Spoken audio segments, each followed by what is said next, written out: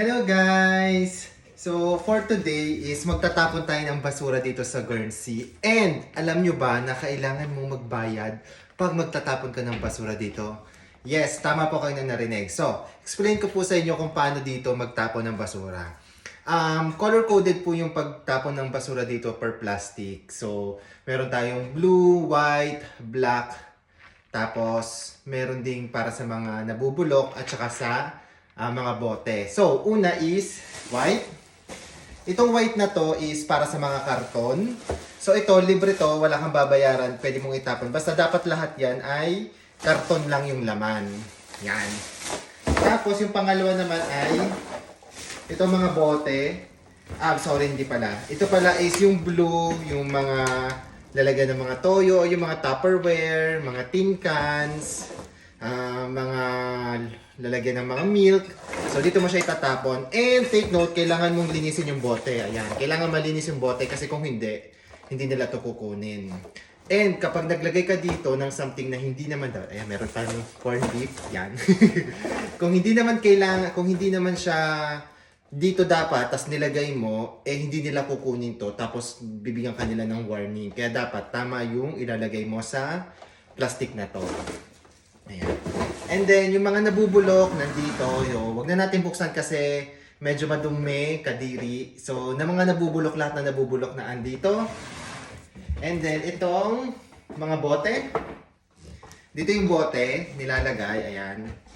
Yung mga hindi na gamit ang bote. Tapos yung bote dapat, linis siya. So, ayan, nilinis ko to. Medyo basa pa. Ayan, mga bote.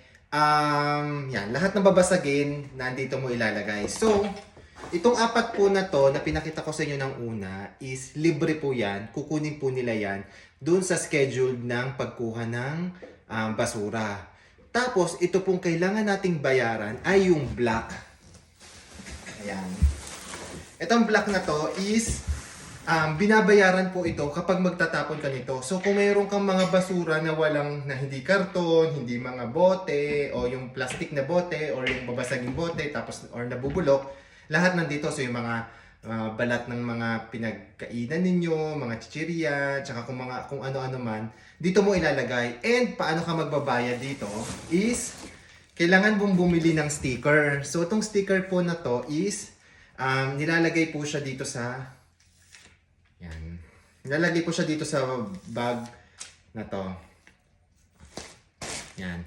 So, hindi po nila kukunin yung bag kapag wala pong sticker. Yung sticker na to is may green, may orange, depende sa bigat. So, ito hindi po masyadong mabigat.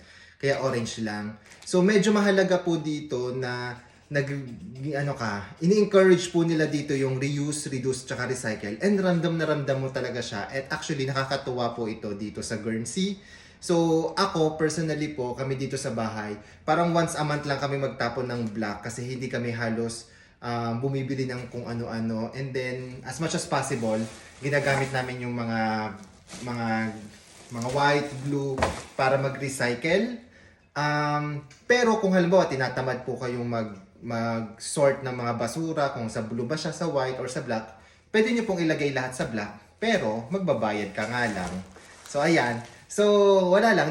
Natuwa lang ako dito. Isa to sa mga interesting na bagay dito sa Guernsey na sobrang natuwa ako. And hopefully sana ma-apply sa ibang bansa. Or baka meron naman sa ibang bansa na hindi lang dito. Pero gusto ko siyang i-share sa inyo. And hopefully, yung ibang country maging ganito din. So, ayun po. So, mamaya ibababa ko na to.